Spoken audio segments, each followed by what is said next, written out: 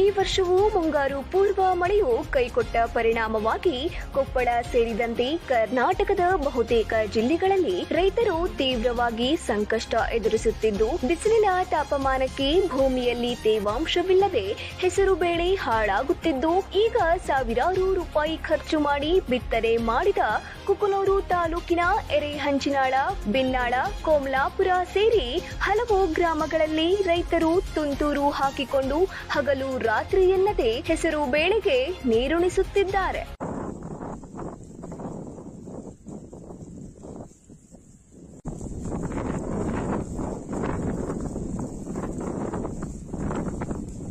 ಹೌದು, ಕಳೆದ ವರ್ಷ ಅತಿವೃಷ್ಟಿಯಿಂದ ಬೆಳೆ ಹಾನಿಯಾದರೆ ಈ ವರ್ಷವೂ ಕೊಪ್ಪಳ ಜಿಲ್ಲಾದ್ಯಂತ ಕೃತಿಕ ಮಳೆಯು ಕೈಕೊಟ್ಟ ಹಿನ್ನೆಲೆ ಮಳೆ ಇಲ್ಲದೆ ಕಂಗಾಲಾದ ರೈತರು ಜಿಲ್ಲೆಯಲ್ಲಿ 44,447 ಹೆಕ್ಟೇರ್ ಪ್ರದೇಶದಲ್ಲಿ ಬಿತ್ತನೆ ಮಾಡುವ ಗುರಿ ಈಗ 32,197 ಹೆಕ್ಟೇರ್ ಪ್ರದೇಶದಲ್ಲಿ ಮಾತ್ರ ರೈತರು ಬಿತ್ತನೆ ಮಾಡಿದ್ದಾರೆ.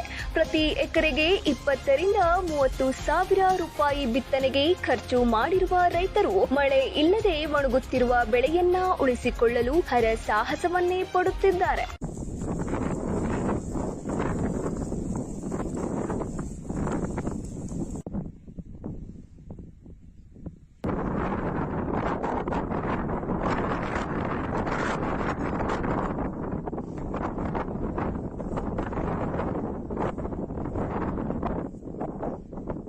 ಕೊಪ್ಪಳ ಜಿಲ್ಲೆಯ ರೈತರು ಟ್ಯಾಂಕರ್ ಮೂಲಕ ಕೃಷಿ ಹೊಂಡದ ಕೆರೆಗಳಿಗೆ ನೀರು ತುಂಬಿಸಿ ಮೋಟಾರು ಹಚ್ಚಿ ಹೆಸರು ಬೇಳೆಗೆ ನೀರುಣಿಸಲು ಸಾವಿರಾರು ರೂಪಾಯಿ ಹಣವನ್ನ ಖರ್ಚು ಮಾಡಿ ಒಣಗುವ ಬೆಳೆಯನ್ನ ಉಳಿಸಿಕೊಳ್ಳಲು ಇದು ರೈತನಿಗೆ ದುಬಾರಿಯಾಗುತ್ತಿದೆ. ಈಗ ಕೊಪ್ಪಳ ಜಿಲ್ಲೆಯನ್ನ ಬರ ಪೀಡಿತ ಪ್ರದೇಶ ಎಂದು ಘೋಷಿಸಬೇಕು. ಇದರ ಜೊತೆಗೆ ಮುಂದಿನ ಬೆಳೆಯನ್ನ ಬೆಳೆಯುವುದಕ್ಕಾದರೂ ರಾಜ್ಯದ ರೈತರಿಗೆ ಮೋಡ ಬಿತ್ತನೆ ಕಾರ್ಯ ಮಾಡುವಂತೆ ರೈತ ಸಂಘದ ರಾಜ್ಯ ಉಪಾಧ್ಯಕ್ಷರಾದ ಅಂದಪ್ಪ ರುದ್ರಪ್ಪ ಕೋಳೂರು ಅವರು ಆಗ್ರಹಿಸಿದ್ದಾರೆ. ಜುಲೈ ತಿಂಗಳು ಬಂದ್ರು ಇವತ್ತಿಗೂ ಒಂದು ಹನಿ ತಟ್ಟಂತ ಭೂಮಿಗೆ ಹನಿ ಮಳೆ ಬಿದ್ದಿಲ್ಲ.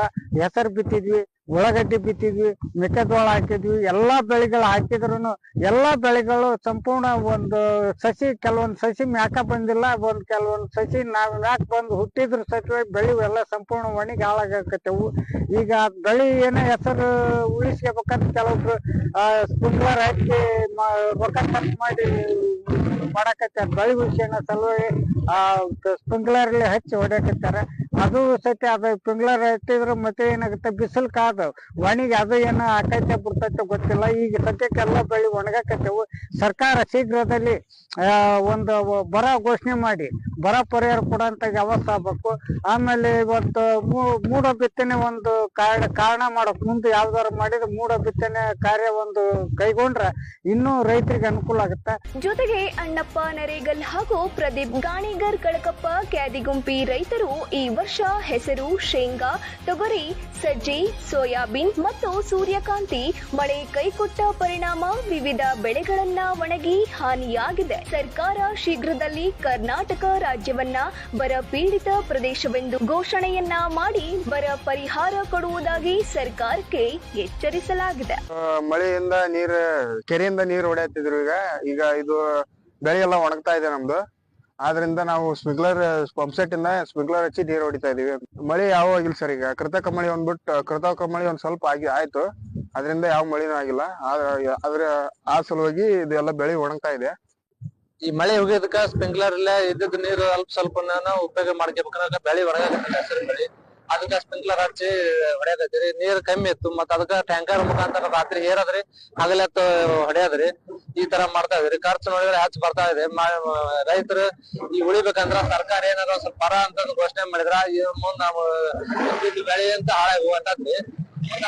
ಬರ ಅಂತ ಘೋಷಣೆ ಆಗ್ತಂದ್ರೆ ನಾವು ಸರ್ಕಾರದಿಂದ ನಿರೀಕ್ಷೆ ಮಾಡಕತ್ತೀವಿ. ನಮ್ ಸರ್ಕಾರ ಅಂತಂದ ಎಲ್ಲ ಒಟ್ಟಾರೆಯಾಗಿ ಜಿಲ್ಲೆಯಲ್ಲಿ ಮುಂಗಾರು ದುರ್ಬಲದ ಹಿನ್ನೆಲೆ ನಿರ್ದಿಷ್ಟ ಗುರಿಯೊಂದಿಗೆ ಬಿತ್ತನೆಯಾಗದೆ ರೈತರ ನಷ್ಟ ಉಂಟಾಗಿದ್ದು, ಸರ್ಕಾರ ಕೂಡಲೇ ರೈತರಿಗೆ ಆಸರೆಯಾಗುವ ಕ್ರಮವನ್ನ ಕೈಗೊಳ್ಳುತ್ತದೆಯೋ ಇಲ್ಲವೋ ಎಂಬುದು ಇಲ್ಲಿನ ರೈತರ ಯಕ್ಷಪ್ರಶ್ನೆಯಾಗೇ ಉಳಿದಿದೆ. Andappa Koluru, 9 live news, Koppal.